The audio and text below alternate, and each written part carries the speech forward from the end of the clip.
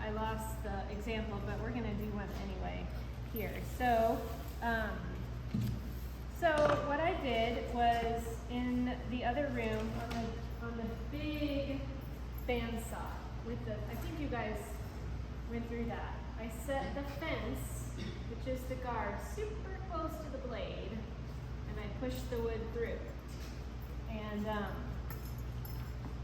these are actually these were cut by somebody else. These are my examples. These are a little bit thinner. I'm going to use these because I think they'll curve a little bit better.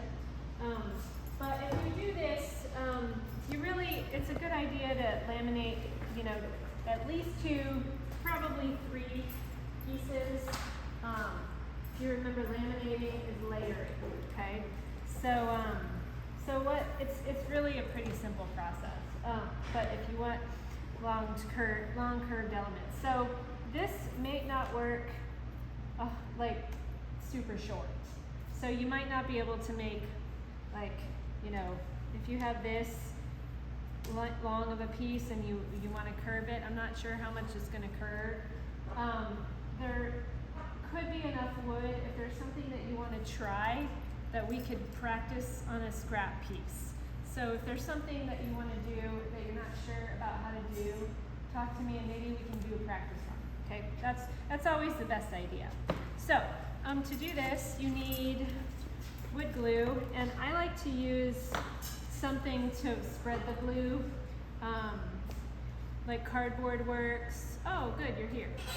Cardboard works, or this is just a scrap piece of wood. And actually, I have this, but hold on one second. We're gonna use this instead. That's why we do these, because these are better. So, yeah, use this. Don't use this. It'll make a giant mess. So some of the principles that I'm going to show you with this process here apply to anytime you're gluing up the wood. All right, so basically with wood glue, a little bit goes a long way. And the more surface area you cover, the better, which is why I could just plop the next one on. But I'm gonna spread it out a little bit more because then there's more surface area joined. Does that make sense? So we're gonna spread it out a little bit. Then we're gonna and I think that glue on both surfaces is better than just one surface if you can do it. So. And I have like too much. If it's like squeezing out the side, like falling over the edge of the wood, that not only is unnecessary, but messy in terms of making a mess in the shop and also making a mess on your project. It looks untidy. So try not to have a whole lot of overflow. Okay, so we'll just stick these 2 together, and then do this.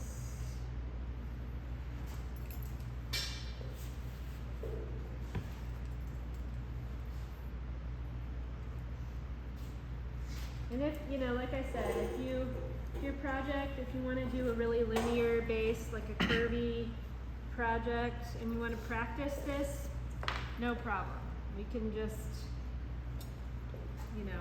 I have extra wood just from this demo that I'm doing, so talk to me about that.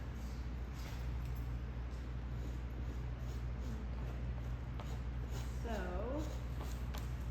now, I'm just gonna put this on here. Now what we need to do is clamp. So, this is another really important point when it comes to gluing up. You really need to clamp.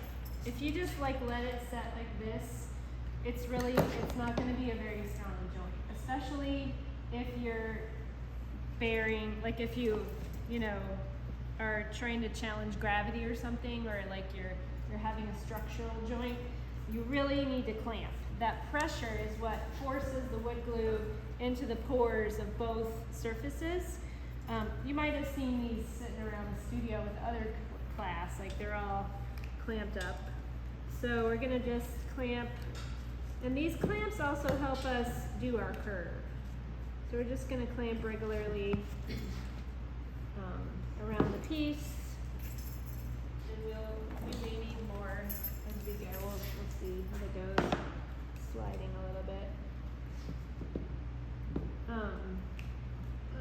Okay, so then I'm gonna just try to, there's various ways that you can create the curve. You could use this twine here. We probably are going to end up using that. You could also just clamp the curve. So the idea here is that it's pretty subtle. You can't do a lot, but you see how much this can bend. So it's really helpful if you want to do this process to have a partner to tie string from here to here. I'm going to actually just try to do it through clamping, but I strongly suggest actually throughout the Woodshop project, it's really good to have a partner that you can go to, say, hey, can you help me with this? I need another pair of hands. Because especially when you're dealing with the super long 8-foot lengths of 2x4, or if you're cutting a really long piece, having a partner as your catcher or your, just to help you with this stuff is really helpful. So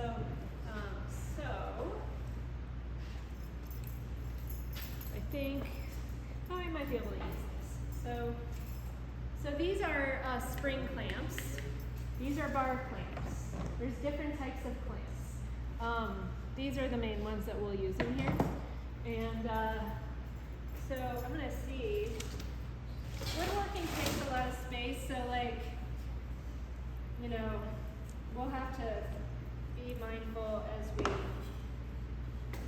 use the studio and put our stuff down. So actually, can I have this stuff moved? I'm sorry. I'm gonna have to go this way.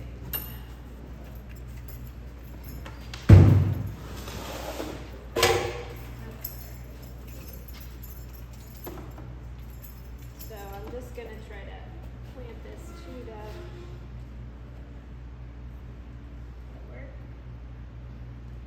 almost. So no, that's not quite big enough. I thought it might be. So that's all right. I'll get one of these. So the way that these work is the quick way to move it up and down is pushing this lever here. Okay, pushing that, and that moves it up and down very quickly. And then you can tighten the clamp through screwing it like this. Takes a little bit of practice, but they're really useful. And so again, anything I do and you can't see, just come closer. So I'm going to clamp this to here. And make sure if you're clamping to a table that you're gripping onto a flat surface. Sometimes there's sections that come down that is like a skinny part. You don't want to clamp to that. You want to clamp to a flat surface. So take a look at it. Make sure that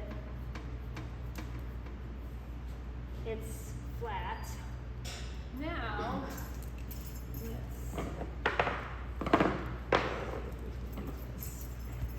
so we'll just curve it as far as we can. And you could see, try not to. Last semester when we did this in the spring,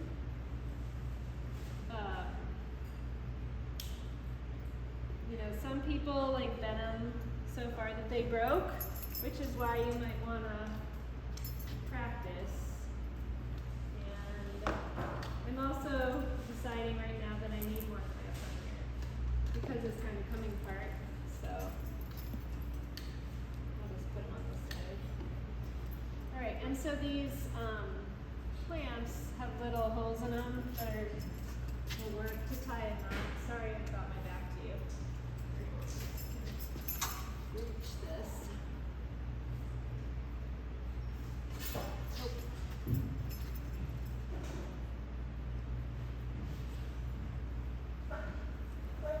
Okay, so now, let's see how far we can curve it.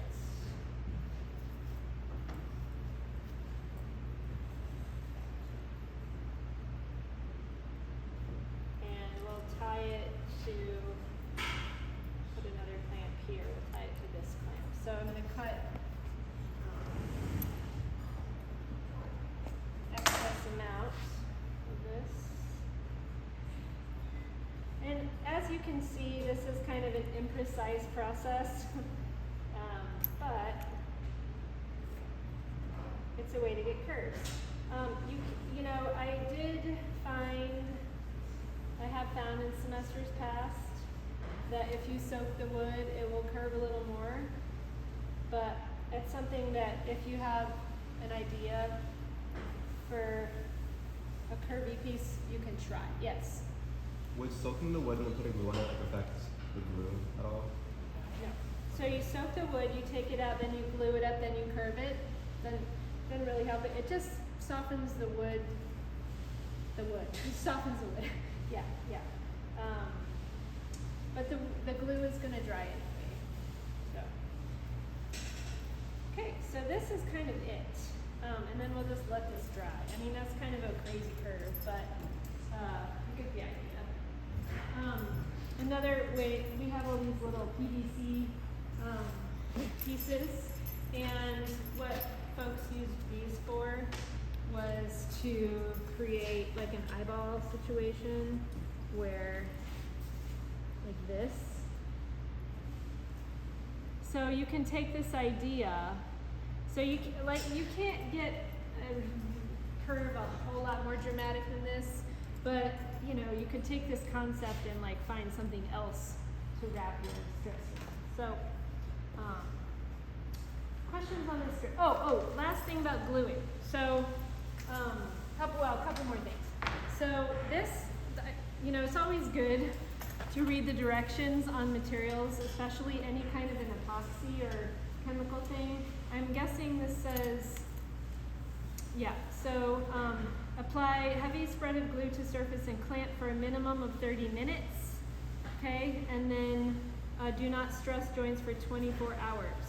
And I didn't have to do this because I didn't put too much glue on, but I got this, I had this ready. We'll probably use this later. To wipe up, if any of the glue like squishes out, you want to clean it up right away. It's way easier to clean it up when it's wet than when it's dry. So 30 minutes clamped, 24 hours before you can really do anything with it. I do ask that if we use the clamps, that you don't clamp something up and then leave for like the weekend, because then nobody else can use those clamps. So try to plan ahead if you're clamping, that you come back and unclamp it when it's ready, so that all the clamps can be shared by everybody. Questions on the curving of the wood? Would excess glue like sand off? Yes, it does, but it's harder. Actually, the glue ends up harder than the wood. Oh, Like it's actually harder. So yeah, you can do it, but it's like way easier to wipe it off. okay. Way easier. So, okay. So questions on that? And like I said, if anybody wants to see the Woodshop setup, it's actually set up. The big bandsaw, the wide blade, that's what I use for this. It's already set up over there, so you can see what that looks like. And I can show you, if anybody's interested, I can show you how to cut. And that does, if you want long strips, it does take 2 people. I can do it by myself, barely, with about this length, but any longer than that, you need someone to, you're pushing it through, you need someone to catch it as it comes off the saw. So, all right. So, I have a handout on wood joinery, and because in the past, when I made copies, I find 10 of them like lying around the shop. I only made a few copies, so get a couple partners and share looking at this is on Blackboard for your reference. Here's a couple copies. So here's another one. You guys need another one over there? Just Sophie, do you have a group that you can look with? Okay, here's one more. I don't know. Okay, so this list is not exhaustive, but this is like a solid. Y'all should come closer, like for real. So this is not an exhaustive list, but this is a really good introduction to what like woodworking joints are, and will help you think about how to put the parts together, right?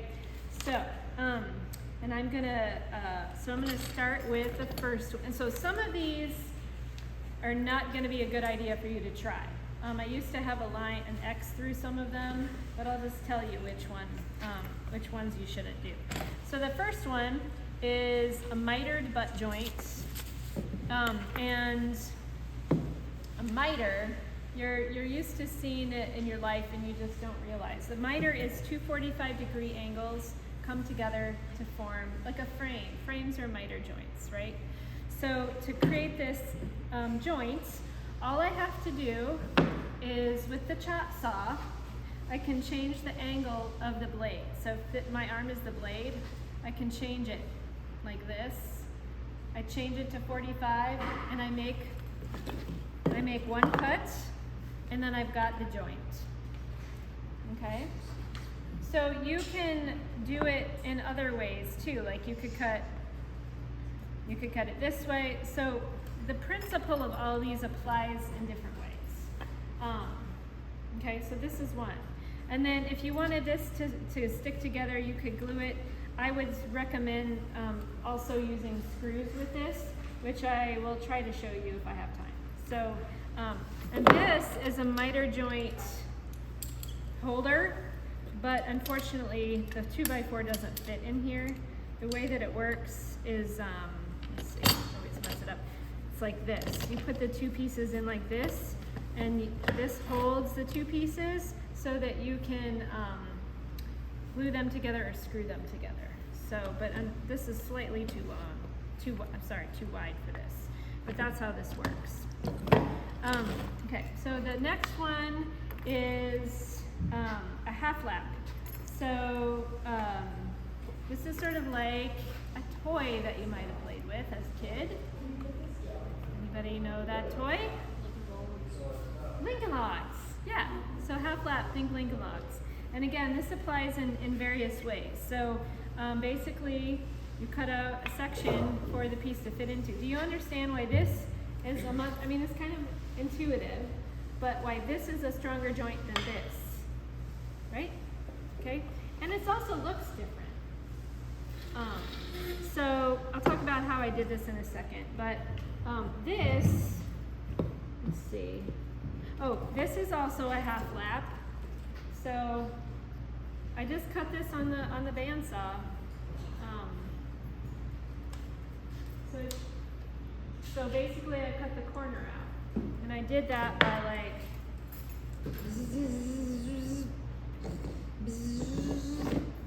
right? Super easy.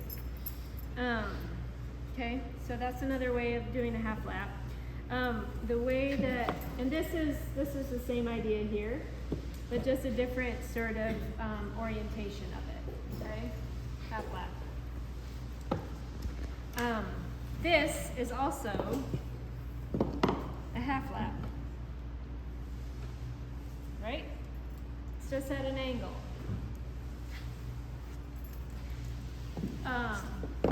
So the way that I did this, and this is also a precursor to the more complicated box joint, which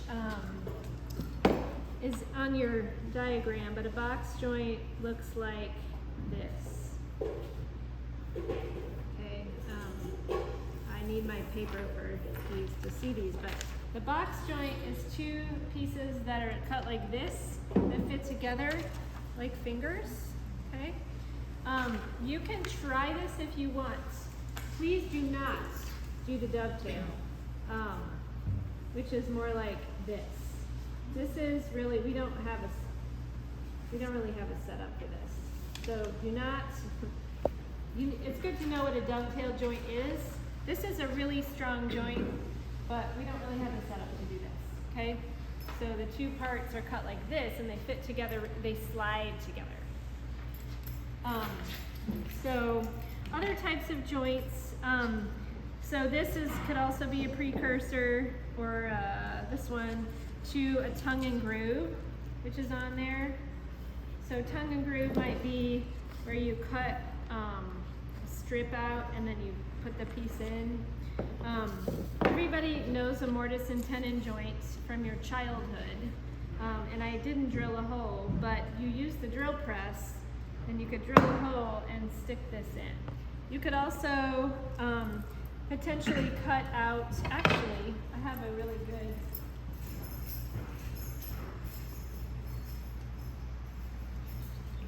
so I forgot I made these, but this is a good example of how you might consider making a mortise and tenon joint. So mortise and tenon joint is like in your body, a ball and socket, like the bone goes into the socket, right? So something fits into something else.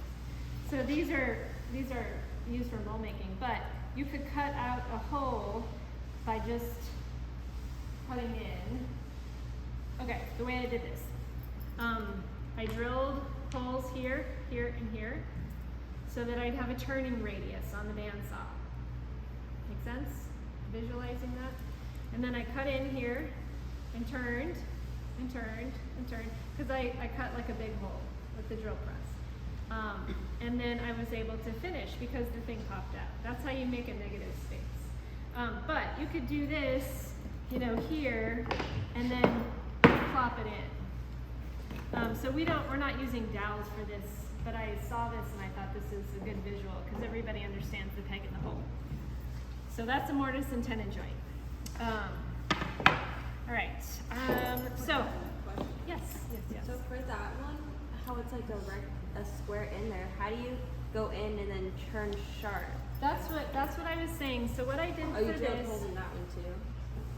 No, I'm gonna explain this in a second. Oh, okay. Yeah. So this one I drilled holes. Yep. For this one, yeah, good eye though. So the next thing is for this, what I did was I used the bandsaw, and you can see my drawing. So I just took my wood and I traced it so that I knew how much to cut, and then I went in and backed out, and in and backed out, and in and backed out, making these little pieces.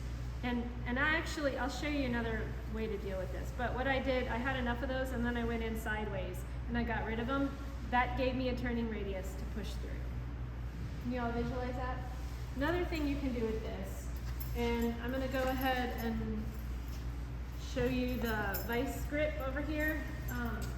And I'll get to the chisel later, because some of you may want to chisel and carve, but in order to finish this joint, I need to put it in here to hold it, because I can't hold something and carve it at the same time. So there's lots of clamping involved in woodworking. Okay, so, and that's how these vice grips work. If you use it, please put it back in, because I have like a permanent bruise on my hand. I'm walking by this thing and okay, so what you can do, another way to create that negative space is create those little thin cuts. And this is really safe because you've got the whole 2x4 between your fingers and the blade. Does that make sense? You're pushing it in.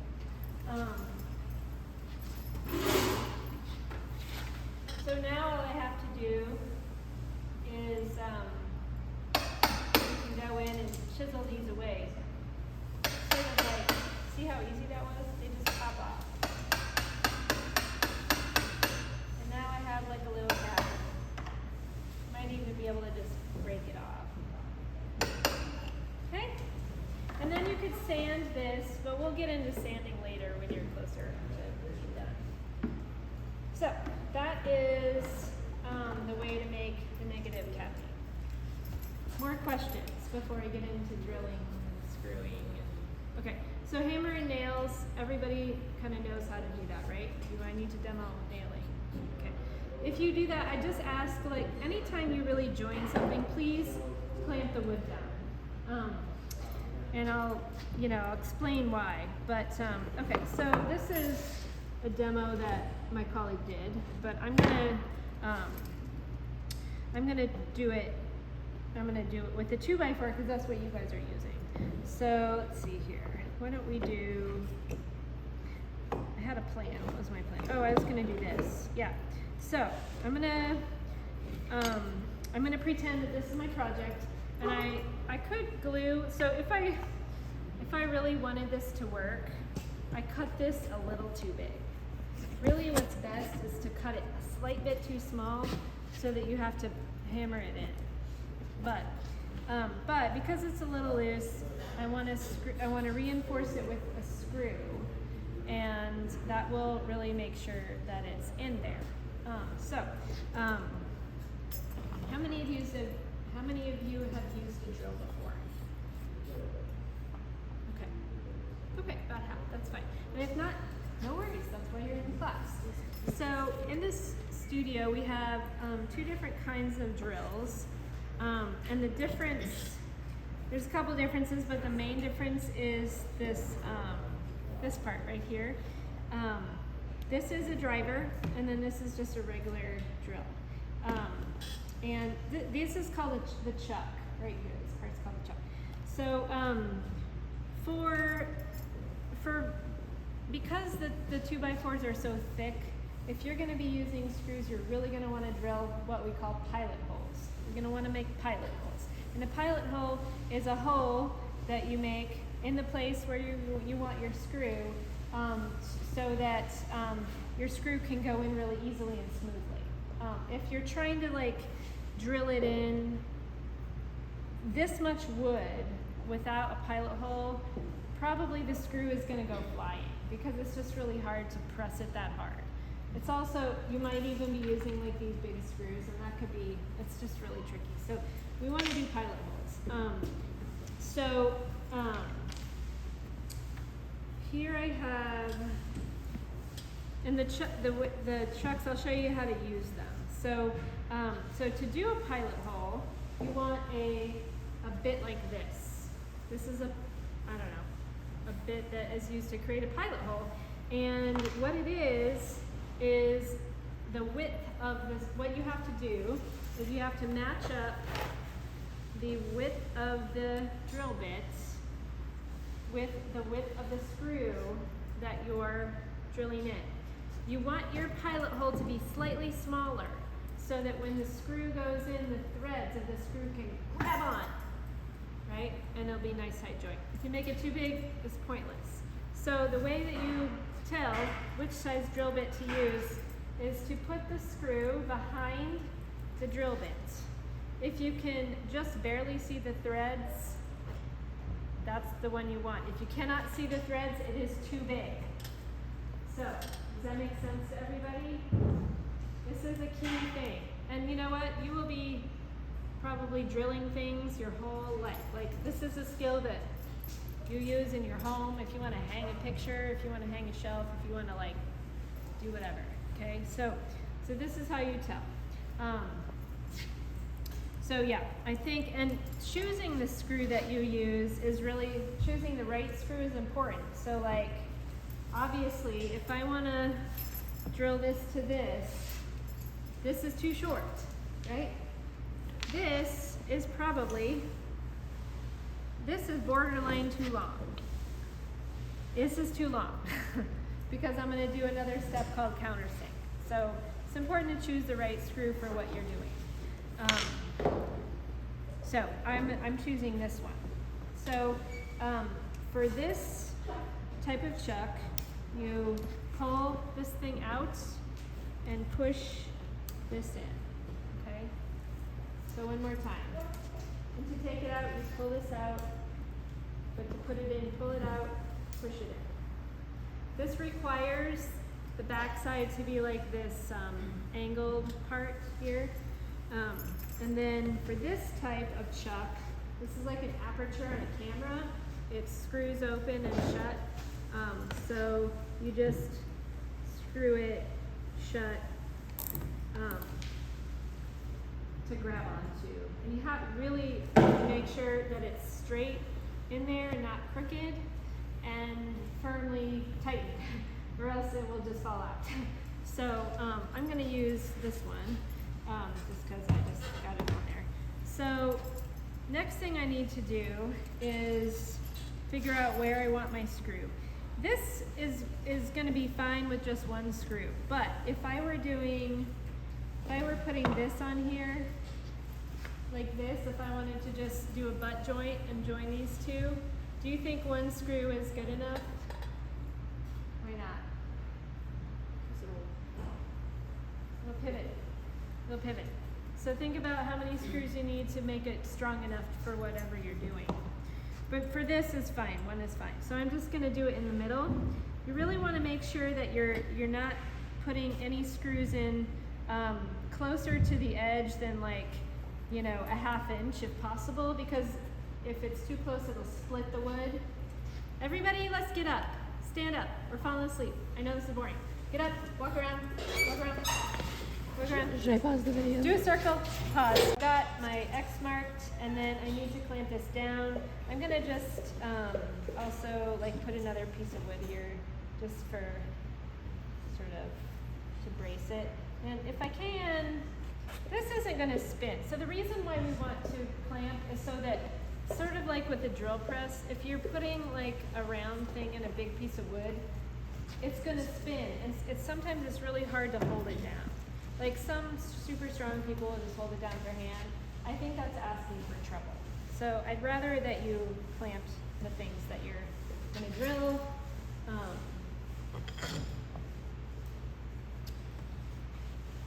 So that they're stable.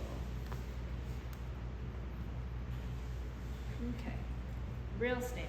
Okay, so, and this is fine. It's not going anywhere. So I'm going to drill my pilot hole, and you know, I'm gonna go down kind of as far as I can, because my screw is gonna need to, it's gonna go in like that. So, and then we're gonna do what's called a countersink. So that the screw doesn't stick up like this. It's pretty cool. Okay, so these drills have forward and reverse.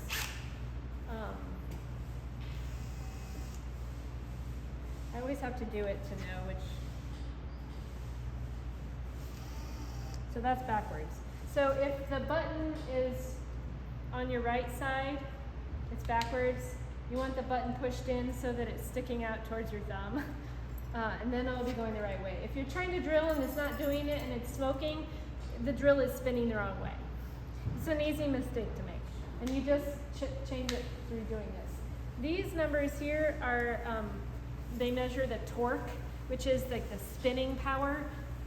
Probably don't need to mess with this, but if you're having trouble, ask me and I can help you. And we can look at that and see if that's wrong. So, all right, so I'm just gonna try to hold it straight, and I'm gonna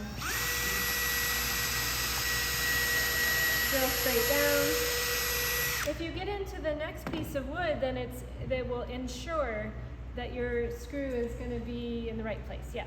You shouldn't stop the screw while you're mid in the wood, right? Correct. Yeah, it's a bad idea to stop the drill while you're in the wood, because it's hard to get out. You know, I mean, you can always just turn it back on, but it's way easier to just keep it moving. Good point. Okay, so I've got this hole. Now what I'm gonna do is do my countersink. So I'm unscrewing the chuck here, and then I'm gonna put this guy in. And what this does is it creates, like right now my hole is like this. This bit here opens up the hole like this so that the screw can be flush with the top of the wood. And if you're like stacking pieces, or if you need a surface that's very smooth, you're probably gonna want a countersink. So, or if you just don't want them to show and you wanna fill it, like put wood filler in there later, because you don't want the screws to be a part of the aesthetic of your piece, this is the way to do it. So what I'm gonna do is I'm gonna just go right on top of where my hole is and create that sort of, it's like shaped like a funnel, okay? So now I'm ready to put my screw in.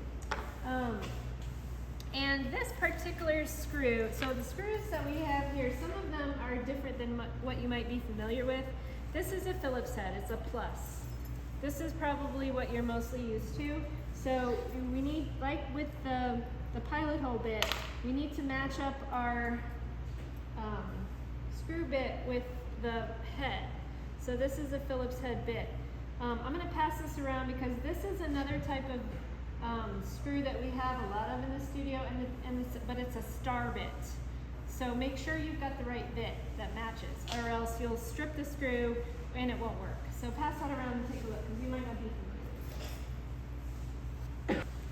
And make sure it's tight. We do have, there's tons of bits around the shop. So if you like need to get into, here. There are bits that are on extensions, so if you need to reach in like a crevice or something, like sometimes you need a longer drill bit.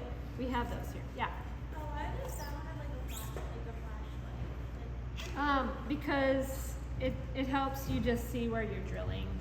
Yeah, it's just a nice feature. Like, so, I don't know. Yeah, like on a darker surface, it really helps. Just helps you see what you're doing. Yeah. Oh, what was that? I don't know what that was. It looks like a nail. It was over here. Okay. All right, so I've got my screw, and this is also, like a lot of times if you don't do pilot hole, you're like, oh, I can just screw it like this. What's wrong with this?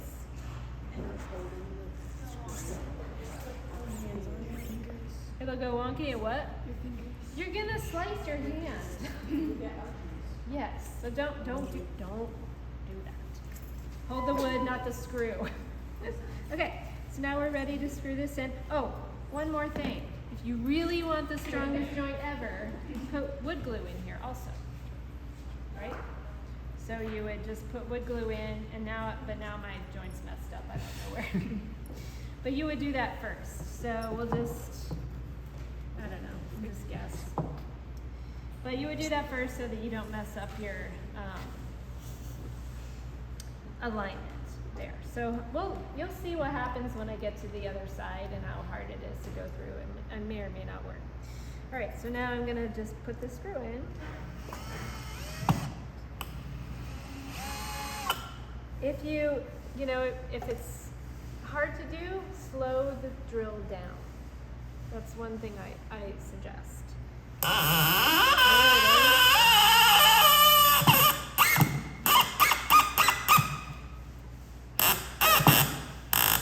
See, you wanting to spin. This is a great example. It's wanting to spin there, but the wood is helping me. So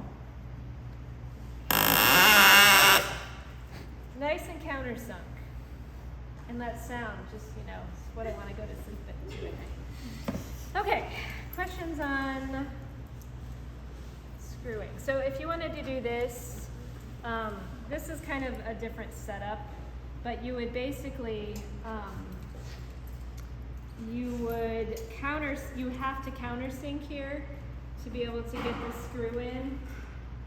You have to drill and countersink so that the screw can span these two sides. Does that make sense? Would you do multiple screws for that? Yes, you would do, I usually do like 2 this way. So that's the way you would do it an entire joint. Okay, so,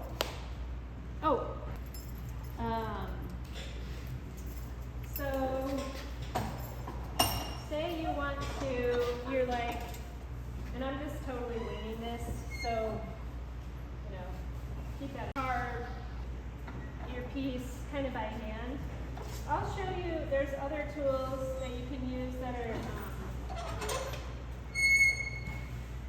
handheld power tools, and There's also other saws that I'll show you another day, but I just wanted to show you this just to get you thinking like about how you might want to make a project. So you can use a chisel to carve the wood. These are pine studs. It's helpful to go with the grain when you're doing this. If you try to go against the grain, it's gonna be all weird and like flimsy. So basically when you hammer and chisel, you know, when you use a hammer, you wanna hold it as far back as you can to get like the weight of the hammer to help you. If you go like this, you're not really getting much, right? So physics, so hold it back here. And then with the chisel, it's really important the angle that you're holding the chisel at, okay? So like here, and always you need to clamp the wood down, right? Because you can't hold it and hammer and chisel at the same time, impossible. So you gotta clamp it, and then you can just, you know, start. So if the power tools really aren't calling your name, I didn't type this hard enough. This vice grip can get really tight, so it's nice. But if the power tools, you know, or if you wanted to do something more organic looking, I'll show you what happens when you try to go against the grain here. You can sort of do it, but it's a lot tougher. See how that works?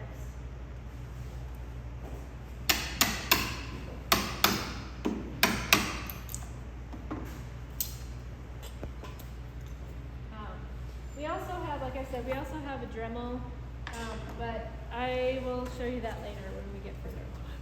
So, any questions? Okay, so, yeah, yes, absolutely. Are we gonna use do you have wood burners?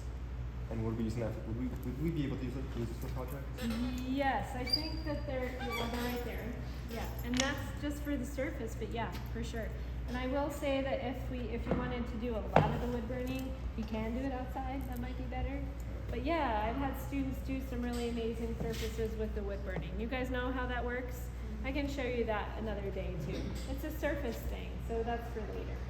The chiseling it can be really great for surface. Like you can make a lot of different kinds of marks on the surface. So, great question. What else? What other questions? There's a lot of information, I realize. So last thing I just wanted to talk about real quick was the maquettes.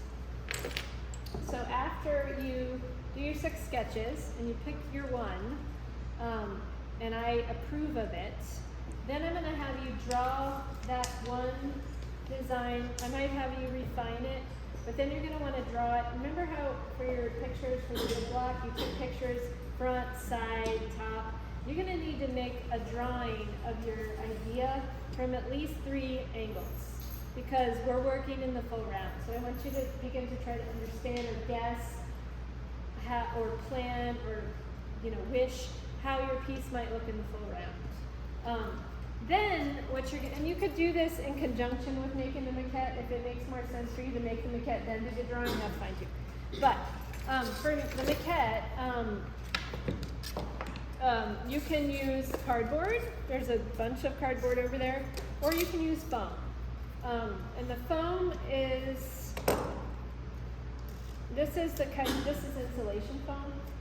But to use this, it's really easy to manipulate. You can just score it and snap it. You can like carve it.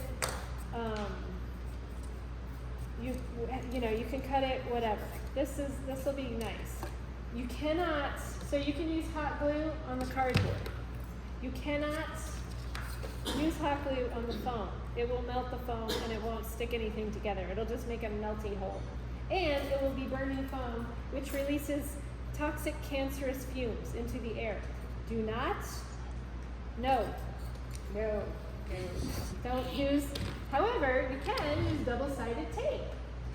Super fast, super easy for a maquette.